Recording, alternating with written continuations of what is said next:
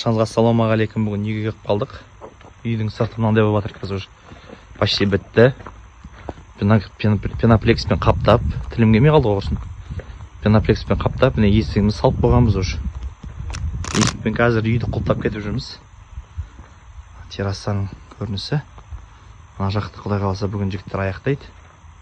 Үйді полын айналдырып ұрып жатырмыз ғой. Үйді жылытып жатырмыз қазір. Жылыту жұмыстары. Енді білесіздер, бұл спидрен блоктан қаламыз, сондықтан да үй суық болуы мүмкін. Сол үшін сыртын осылай полный пеноплекспен қаптап жатыр жігіттер. Қазір осында процесс жүріп жатыр. Терезелерді көрдіңіздер. Салдырып қойғанбыз. Бүгін бұйыртса ана жақ бітетін, арты қалды. Осы сторона бітеді, құдай қаласа. Сонымен бітті болады, Алла бұйыртса. Одан кейін бұның сыртын бір керемет нәрсемен қаптайын деп жатырмыз. Көресіздер оны да. Сол, Аллаға шүкір, үй жақта осындай жаңалықтар жатыр. Ал енді бүгін мамам келді үйін көруге. Қалай мама үй? Ұнап жатыр ма үйіңіз? Болашақта өзіңіздің тұратын үйіңіз? Күшті болып па? Адам болып па үйіңіз? Мамама да ұнап жатыр ма? Есіктер салғанда қазір есікті құлттап кетіп жүрміз.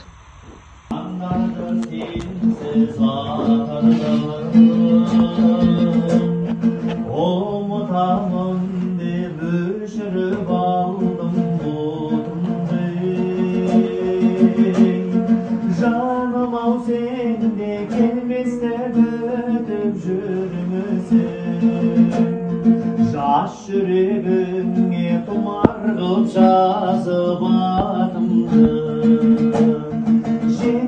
Жігіттер түнімен жұмыс істеп жатыр. Түнімен үйге доставкаға бір нәрсе келіпті.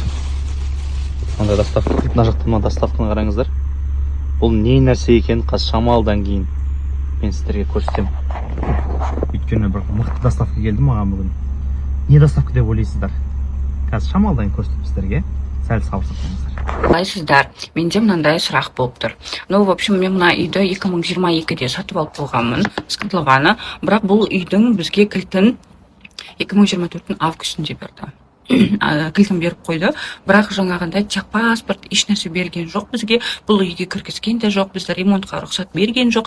Бізге ремонтқа рұқсатты техпаспорты барлығын бізге декабрьдің бір 27-сі ма, сондай примерно сондай уақытта 30-ы ма, сондай уақытта берді.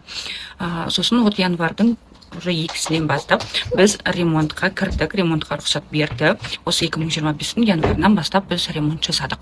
Енді ремонт жасап кірдік қой енді үйге. Содан кейін бізге маған 120 мың теңге за электроэнергия келіп тұр. Сосын жарайды енді, может там ремонттың кезінде көп электроэнергия кеткен шығар.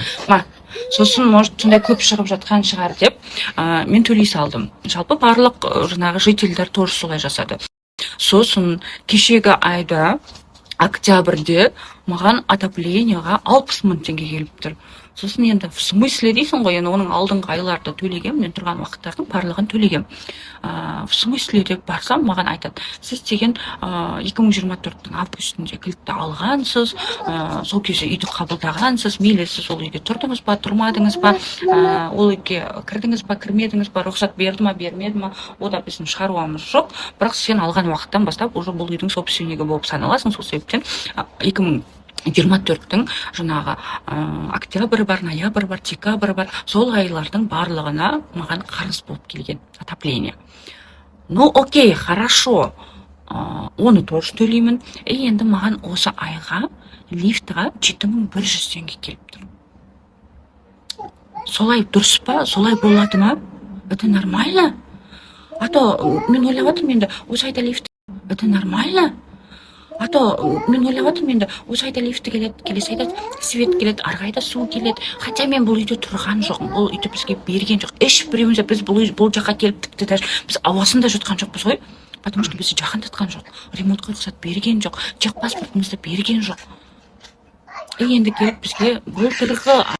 Енді келіп бізге былтырғы айларға, который біз тұрмаған, бізге бермеген уақыттарды сіздер енді собственник болып саналасыздар. Хоть сіз тұрсаңыз да, тұрмасаңыз да, сіз бұл үйді сізге ремонтқа берді ма, бермеді ма, ода біздің шаруамыз жоқ, сол уақыттарға төлейсіз деп осылай келіп тұр енді. Бұл жағдайда не істеуге болады? Реально еш нәрсе істей алмаймыз ба? ну вообще так несправедливо ғой былай қарап тұрсаң ше. Я не знаю, одан кейін тағы домофонға келетін шығар, одан кейін тағы басқа бір нәрсе сөйтіп бұрын, может там 2022-де алғам да мен 2022-дегі келетін шығар, ну я не знаю. Сұмдық қой, бұндай жағдайда не істеуге болады? Кімнің басында осындай нәрсе болды, айтыңыздаршы. Мен түсінбедім. Хотя барлығы чатта, барлығы шулап жатыр. Мынау Қазақстрой сондай бір